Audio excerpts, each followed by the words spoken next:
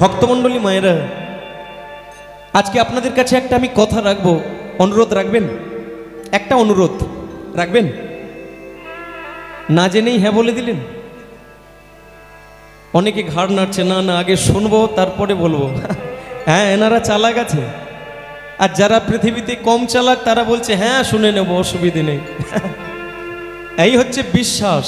কিন্তু হচ্ছে বিশ্বাসটা এমন করবেন জেনে করাটাই ভালো। কেন? জমি জমা সব চলে যাবে। সে বলি মহারাজ জানে তার কি হয়েছে। এই জন্য হ্যাঁ বলার আগে আগে জেনে নেবেন কি বলতে চাচ্ছে। তাহলে আপনারা অনুমতি দেন বলবো? বলি আসলে আমি না, হংসধ্বজ রাজা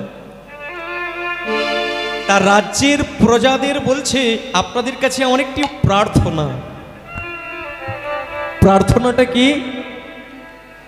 না, আপনারা আমার এই রাজপ্রাসাদে প্রতিদিন সকাল আর সন্ধে এই দুই বেলা একটু হাতে তাল দিয়ে কীর্তন করবেন। তাহলে দুই বেলা 3 বার সারাদিনে কীর্তন করার বিধি আছে, প্রণাম করার বিধি আছে 9 বার। অনেকের হাতে সময় নেই তাই 9 বার করতে লাগে না, অনেকে 3 বার করে। এই জন্য প্রণাম করার আগে জেনে নিয়ে প্রণাম করুন। কাকে করবেন? 3 বার, যার নাম হচ্ছে ত্রিসন্ধ্যা। সেই ত্রিসন্ধ্যা কখন? একটা হচ্ছে সূর্য ওঠার আগে, প্রাতঃকালে সূর্য উঠবে না তখন স্নান করে পবিত্র হয়ে তিলক দিয়ে মন্দিরে প্রবেশ করে ভগবানকে প্রণাম নিবেদন করতে হয়। এটা একটা সন্ধ্যা। দ্বিতীয় সন্ধ্যা কোনটা? 12টার সময়। কেন 12টাই হলো? আগেও নয় পরেও নয়, কারণ আছে। 9 বেলা 9 অবেলা, 9 জোয়ার 9 ভাটা। এই জন্য জোয়ারও নয় ভাটাও নয়, আর বেলাও নয় অবেলাও নয়। তখনই জল স্থির থাকে। ওই সময়টা জল নড়ে না, তাই স্থির থাকলে ভজন করতে সুবিধে হয়। স্থির থাকতে প্রণাম করে একাগ্র চিত্তে ঈশ্বরের আরাধনা করতে সুবিধা হয়। এই জন্য দুটো গেল, একটা সূর্য ওঠার আগে আর একটা 12টার সময়। 3 নম্বরটা কি শুনে রাখেন, গোধূলি লগ্ন পাঁজিতে দেওয়া আছে। ওই সময়টা গোচরণ থেকে গরুর পাল বাড়িতে ফিরে আর ফেরার পথে তাদের ক্ষুরকৃত ধুলি ওড়ে বলে ওই সময়ের একটি নাম আছে গোধূলি লগ্ন। ওই সময়টা একবার ভগবানকে প্রণাম করে দেন।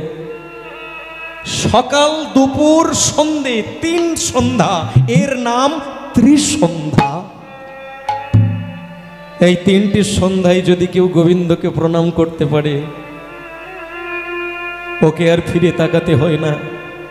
ভগবানের অভূতপূর্ব কৃপা ওর ওপর বর্ষিত হয়। অনেকে মনে মনে ভাবছেন যে না সময় নেই, দরকার নেই, 3 বার করতে হবে না, কমপক্ষে 2 বার প্রণাম দেয়। কখন সেটা? সকাল আর সন্ধে।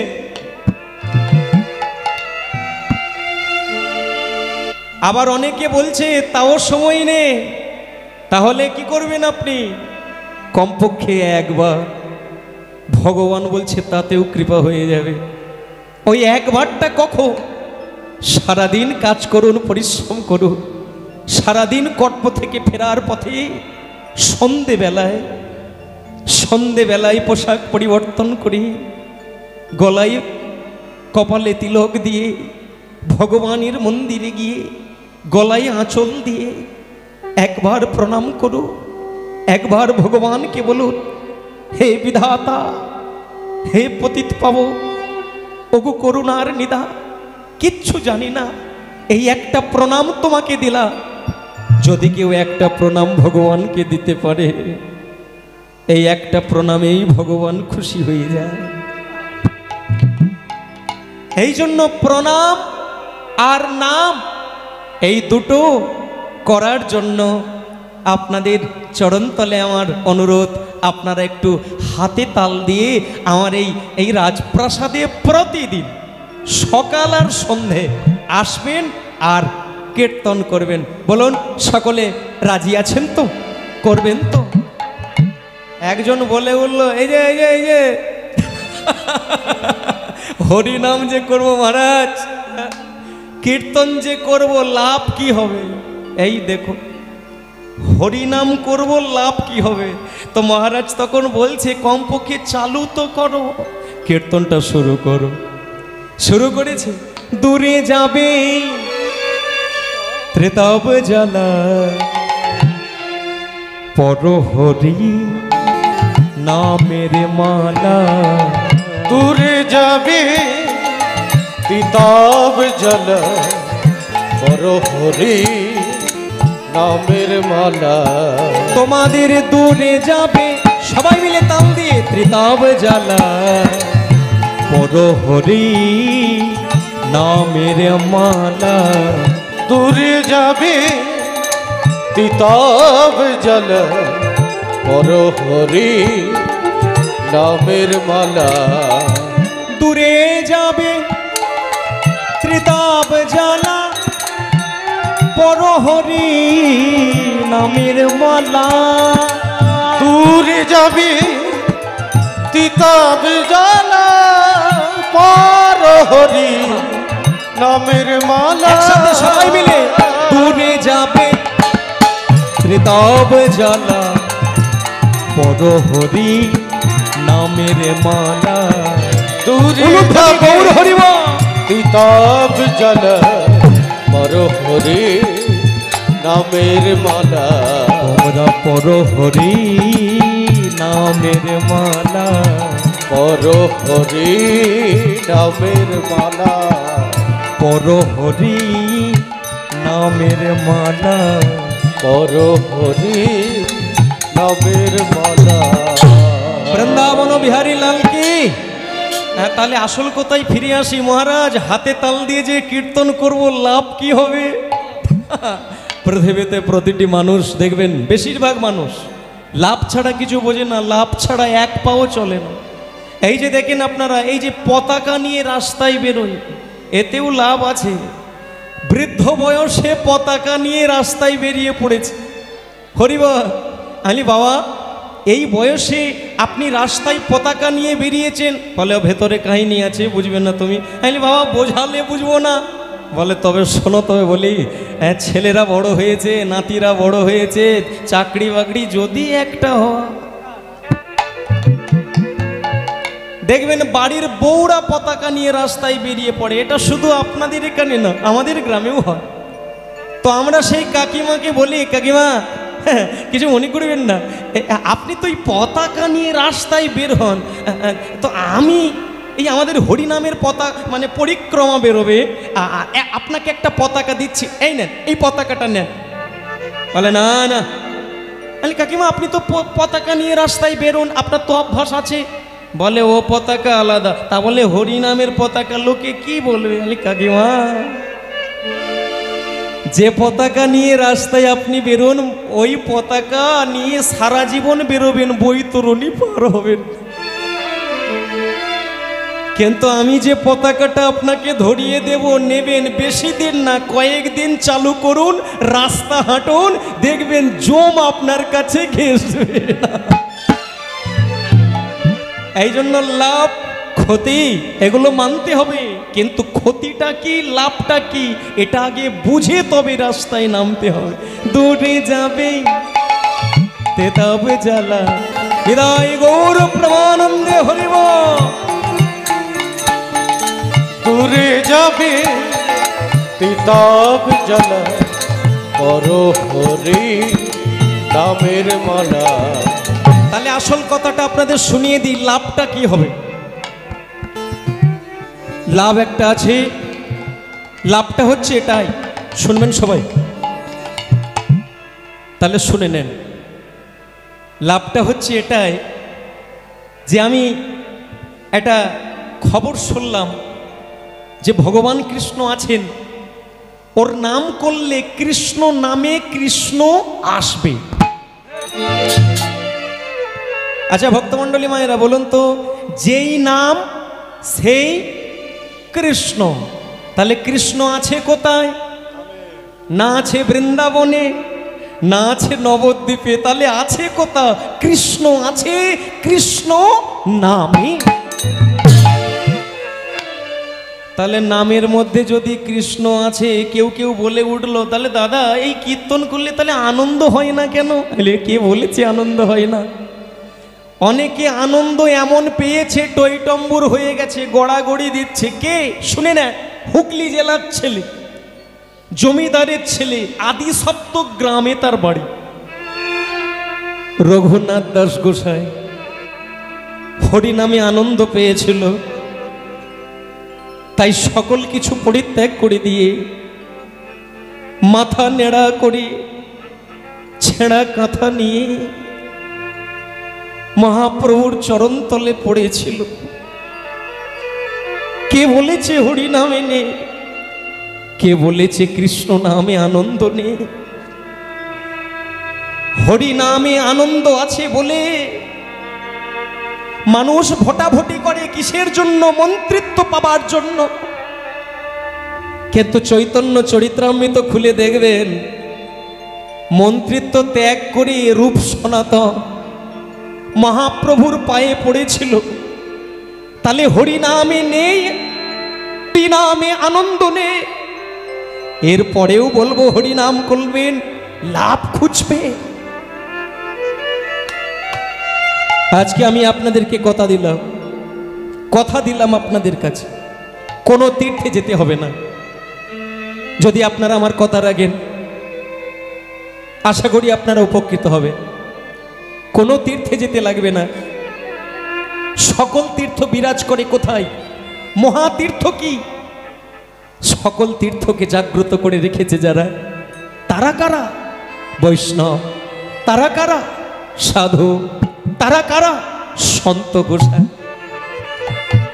এই জন্য একটা কথা আছে, বৈষ্ণব দেখিয়া যেবা গঙ্গা স্নানে যায়, তৈলক্য তারিণী গঙ্গা ফিরিয়া না চায়।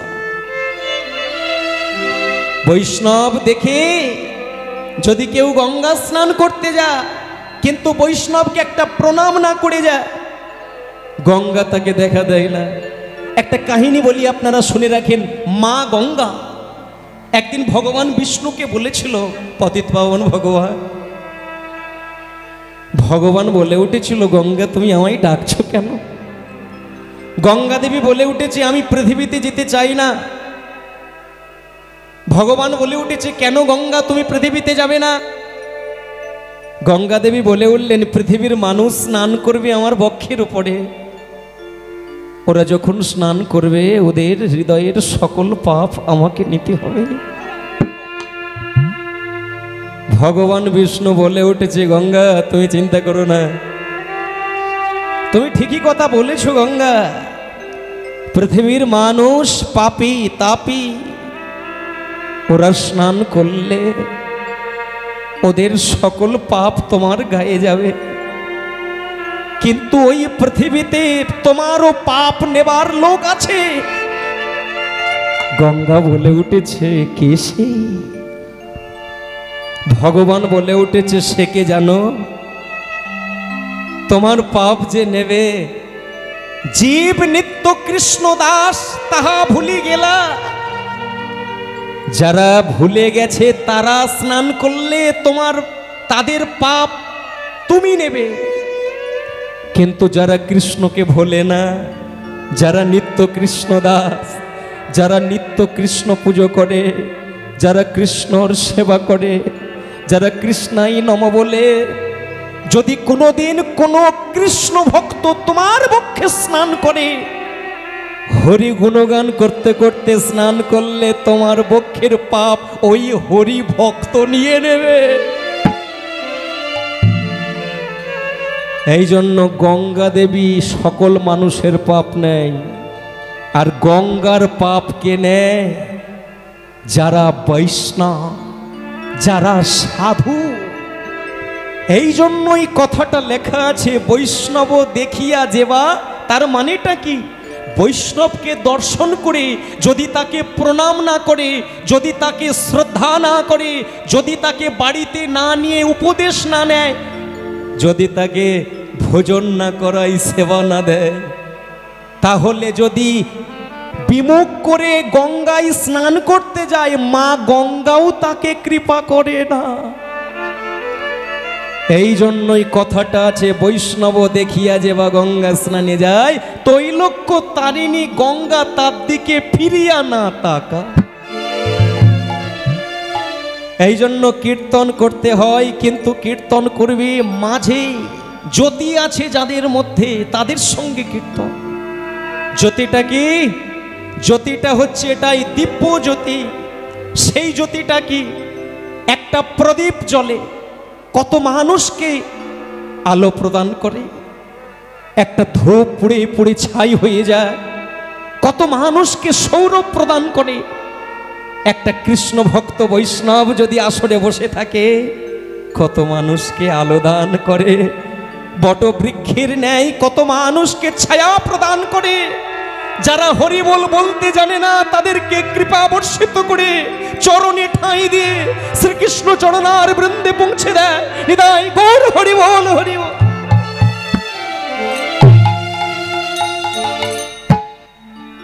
তাই ভক্তমণ্ডলী, হে প্রজাগণ, আমি হংসধ্বজ রাজা, আপনাদের সকল দায়িত্ব যেমন আমার, আপনাদের মঙ্গল কামনা করাও আমার দায়িত্ব।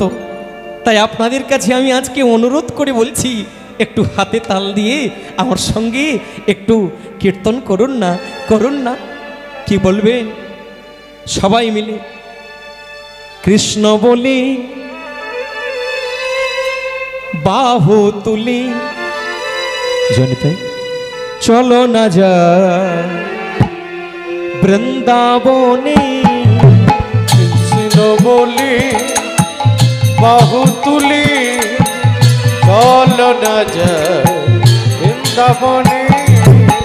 কৃষ্ণ বলে বাহু তুলে, চলো না যা বৃন্দাবনে।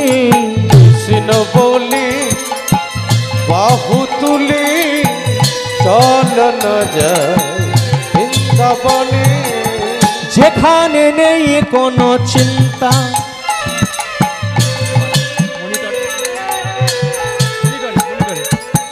যেখানে নেই কোনো চিন্তা, যেখানে নেই কোনো ভাবনা। ও যেখানে নেই কোনো চিন্তা, যেখানে নেই কোনো ভাবনা। প্রেমানন্দে বাহু তোলে, হরি হরি বলো। আনন্দ হচ্ছে না? না, এই যে আপনারা চাষবাস করে যেটুকু কর পান আমাকে তুলে দেন, আমি আপনাদের পাশে এসে দাঁড়াই বিপদে আপদে, তার থেকে কি আনন্দ হচ্ছে? কিছু ভক্তরা বলে উঠেছে, প্রজারা বলে উঠেছে, মহারাজ আপনি চালু করে দেন। কৃষ্ণ বলে বাহু তুলে তুলে, চলো না যায় বৃন্দাবনে। কৃষ্ণ বলি বাহু তুলি, চল না যায় বৃন্দাবনে। যেখানে নেই কোনো ভ্রান্তি, ভ্রান্তি যেখানে আছে কেবল শান্তি। ও যেখানে নেই কোনো ভ্রান্তি, যেখানে আছে শুধু শান্তি। প্রেমানন্দে বাহু তোলে তুলে, হরি হরি বলো।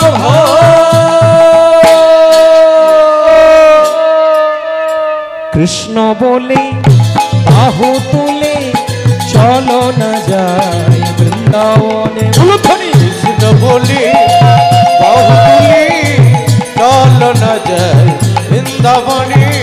কৃষ্ণ বলে বাহু তুলে, চলো না যায় বৃন্দাবনে। কৃষ্ণ বলি বাহু তুলি, চল না যায় বৃন্দাবনে। যেখানে নেই কোনো দুঃখ, যেখানে আছে কেবল সুখ। ও যেখানে নেই কোনো দুঃখ, সেখানে আছে শুধু সুখ। কেবল প্রেমানন্দে হরি বলে হরি হরি বল ভাই নিতাই গৌর হরি বল। কৃষ্ণ কৃষ্ণ বলে বাহু তুলে চলো না যাই বৃন্দাবনে। কৃষ্ণ বলি বাহু তুলি চল না যায় বৃন্দাবনে। কৃষ্ণ বলি বাহু তুলি চল না যায় উলুধ্বনি গৌর প্রেমানন্দে হরি বল হরি বল। বাহু তুলি চল না যায় বৃন্দাবনে। কৃষ্ণ বলি বাহু তুলি চল না যায় বৃন্দাবনে। হ্যাঁ বলো রাধা রমন কি, রাধা মাধব কি? না না, আসলে আমি যে কথাটা বলতে যাচ্ছি, এই আপনারা বলছেন আনন্দ পেয়েছি, কিন্তু কেউ কেউ আছে বলে উঠলো মহারাজ কীর্তন তো করবো। এই যে আপনি যে কথাটা বললেন না যে মৃত্যুর আগের দিন পর্যন্ত অপেক্ষায় থাকবো, সেটা কি কৃষ্ণকে দর্শন করি তারপর মরবো। আর আপনারা যদি আমার সঙ্গে থাকেন আপনারাও মানে প্রজারাও দেখতে পাবেন কৃষ্ণকে। এই যে কথাটা বললেন কীর্তন করলে শুনলে বললে বলালে জানলে জানালে, ও মহারাজ তাহলে আপনার প্রসাদে আসবো কেন? বাড়িতে কীর্তন করলে কি তাহলে গোবিন্দকে পাবো না? রে মহারাজ হংসধ্বজ তখন বলে উঠেছে দাঁড়ান দাঁড়ান দাঁড়ান দাঁড়ান, কি বলছেন আরেকবার? না না বলছি মহারাজ এই কীর্তন তো করবো, আমি বলতে চাচ্ছিলাম কি এই আপনার প্রাসাদে না এসে বাড়িতে করলে কি কৃষ্ণ পাবো না? হংসধ্বজ রাজা এখন বলে দাঁড়ান দাঁড়ান দাঁড়ান, মানুষ কীর্তন করে বাড়িতে করলে 1 গুণ ফল পাওয়া যায়, তীর্থে কীর্তন করলে 2 গুণ ফল পাওয়া যায়, জলে গঙ্গার জলে দাঁড়িয়ে যদি কেউ কীর্তন করে 4 গুণ ফল প্রাপ্ত হয়।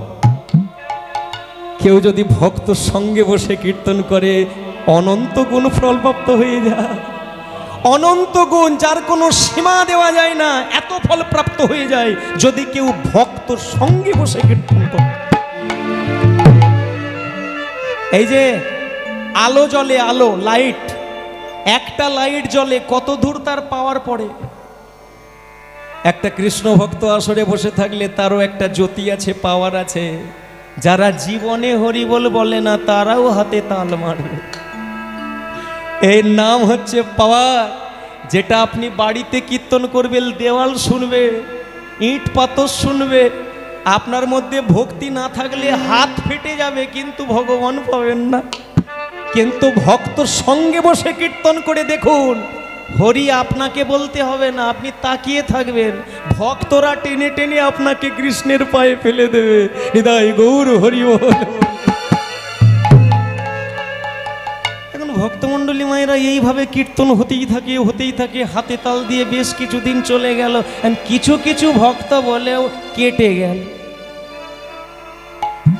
এর মানে বুঝতে পারছেন, তারা বলে ধরে ভগবান টগবান নাই, ও খাটলে খেতে পাবো। ভগবান কি করবে?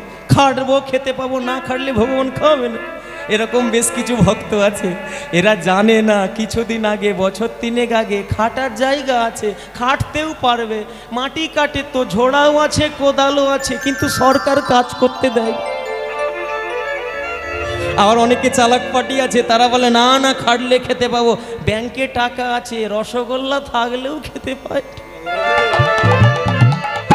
ওরে খাটলে যদি খেতে পেতিস রে, কিন্তু হরি নামে ঢুকে যাও, তোমার যদি সুগার থাকে তবু নাম চলবে।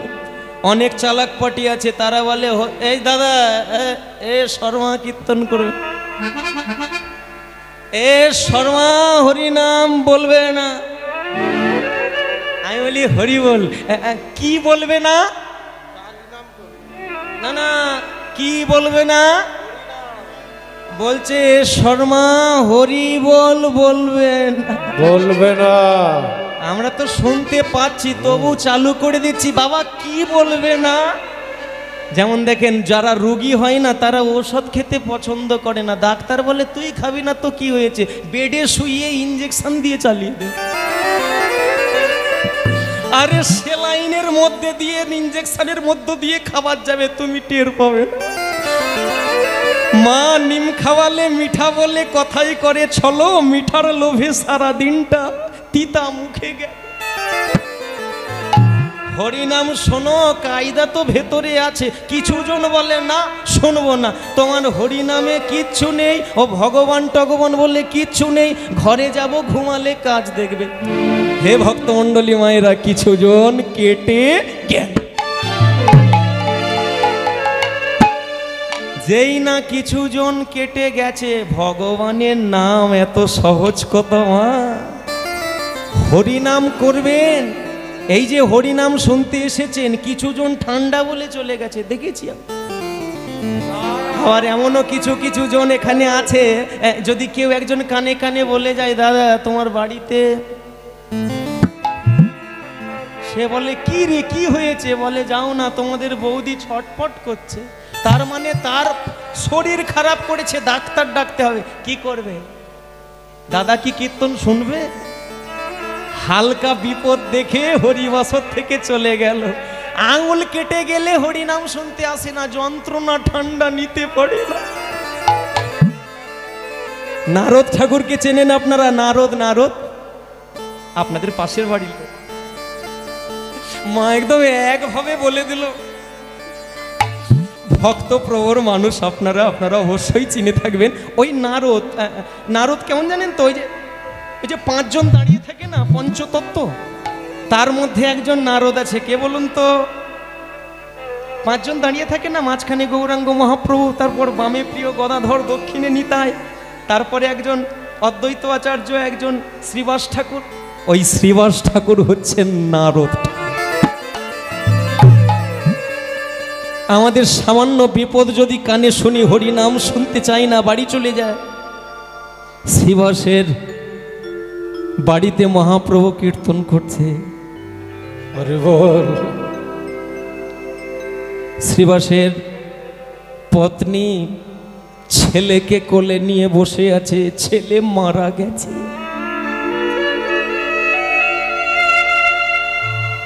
একজন গিয়ে বলছে, শ্রীবাস ঠাকুর আপনার চরণে প্রণাম। কে? আগে আমি। কি হয়েছে কি? আগে আগে আপনার ছেলে মারা গেছে, খবরদার। ওরে ওরে আমার মহাপ্রভু নাচছে রে। আরে বল। আমার মহাপ্রভু নাচছে রে। যা বলার বলেছিস, আর বলিস না, আর বলিস না। আমার 10টা ছেলেও যদি মরে যায়, কিন্তু এরকম মহাপ্রভুকে পাবো না রে। তার মধ্য থেকে একবার ঘরের ভেতরে ঢুকেছে, দেখছে পত্নী ছেলেকে নিয়ে বসে আছে। শ্রীবাস ঠাকুর বলে বলল, কাঁদো, আরো কাঁদো, যত পারো তুমি কাঁদো, কিন্তু গুমড়ে গুমড়ে কাঁদবে, চিৎকার করে কাঁদবে না, চিৎকার করে কাঁদবে না। আর যদি তোমার কান্না শুনে আমার মহাপ্রভু কীর্তন ছেড়ে চলে যায়, আমি তোমাকে কথা দিলাম, আজকে তুমি ছেলে হারিয়েছো, পরে তুমি স্বামী হারাবে।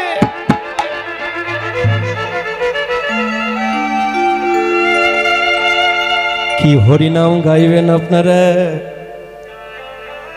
বিপদ আপদ। শ্রীবাসকে দেখো, এই জন্য যারা ভক্ত প্রবর হয়, ওরা সবাইকে ভুলে যায়, কিন্তু গোবিন্দকে ভুলে না।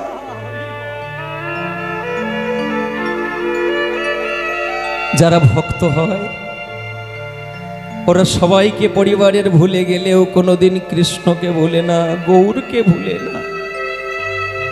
ওরা সর্বদাই বলে, গৌরকে কোলে নিয়ে যত্ন করে বলে, আমার পৃথিবীতে কেউ নেই, শুধু তুমি। আমরা হাতে যেমন আংটি পরি, রত্ন ভাবি, এগুলো রত্ন, খচিত রত্ন, ওরা গৌরকে রত্ন মনে করে সাজে।